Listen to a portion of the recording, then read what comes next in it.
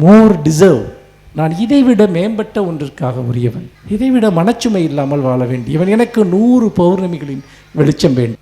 அகக்கண் திறக்க 1000 விளக்குகள் வேண்டும் என்று சொன்னால் நம்முடைய மனதை மூடி இருக்கக்கூடிய அந்த இருண்மை, அந்த இருட்டு, அந்த அறியாமை, அந்த துக்கம், அந்த வலி, அந்த வேதனை, இதையெல்லாம் கடந்து வருவதற்காக 1000 விளக்குகளை நம் நெஞ்சில் ஏற்ற வேண்டும். ஒரு கார்த்திகை தீபம் அன்னைக்கு ஒரு ஊரில் பார்த்தீங்கன்னா ஆயிரக்கணக்கான விளக்குகள் எரிந்து கொண்டிருக்கும். ஒரு கார்த்திகை தீபத்தன்று ஒரு ஊர் முழுக்க எரிகிற ஒரு விளக்குகளைப் போல நம் நெஞ்சில் விளக்குகளை ஏற்ற வேண்டும். நான் ஒரு ஆசிரியனுடைய ஒரு புத்தகத்தை எடுத்து படிக்கிறேன் என்றால் எனக்கு என்ன நடக்கிறது? ஒரு சிறந்த எழுத்தாளனுடைய, சிறந்த கவிஞனுடைய, ஒரு சிறந்த சிந்தனையாளனுடைய ஒரு புத்தகத்தை எடுத்து நான் படிக்கிற போது அங்கே ஒரு சின்ன அகல் விளக்கு என் நெஞ்சில் ஏற்றப்படும். இன்னொரு புத்தகத்தை படிக்கிறேன், அங்கே இன்னொரு விளக்கு. அங்கே இன்னொரு சிந்தனையாளனுடைய பேச்சை கேட்கிறேன், இன்னொரு விளக்கு.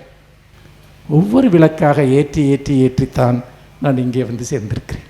ஒரு நாளில் யாருடைய மனமும் வெளிச்சம் பெற்று விடாது. ஒரு புத்தகம் தான் அந்த விளக்கு, ஒரு புதிய சிந்தனை தான் அந்த விளக்கு, ஒரு சிறந்த கதை தான் அந்த விளக்கு, ஒரு சிறந்த கவிதை தான் அந்த விளக்கு.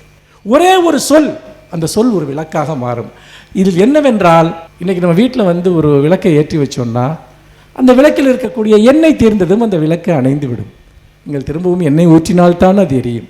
ஆனால் உங்கள் நெஞ்சில் ஏற்றப்படுகிற ஒரு விளக்கை நீங்களே நினைத்தாலும் அணைக்க முடியாது. அது சுடர்விட்டு உங்களுக்குள் எப்போதும் எரிந்து கொண்டிருக்கும். நீங்கள் துக்கமாக இருக்கிற போது, கண்ணீர் சிந்துகிற போது, தனிமையாக இருக்கிற போது, அவமானத்திற்கு உள்ளாகிற போது, பயப்படுகிற போது, நமக்கு யாருமே இல்லையே என்று நீங்கள் நினைக்கிற போது, அப்போது அந்த விளக்கு பிடிவாதமாக எரிந்து கொண்டிருக்கும்.